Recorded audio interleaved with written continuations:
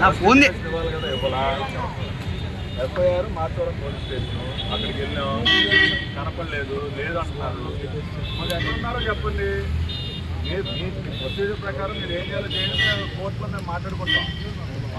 మాకు ఓన్లీ వేరే బోర్డు తెలియదు, మాకు అట్లీస్ట్ లొకేషన్ తెలియాలిగా. ఇప్పుడు ఆ స్మూర్తినాల మనిషి మాయమైపోకూడదు కదా.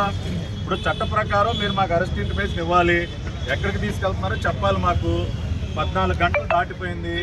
మేము మిమ్మల్ని కోరేది ఏంటంటే మాకు శరత్ గారు ఎక్కడున్నారో మాకు చెప్పండి.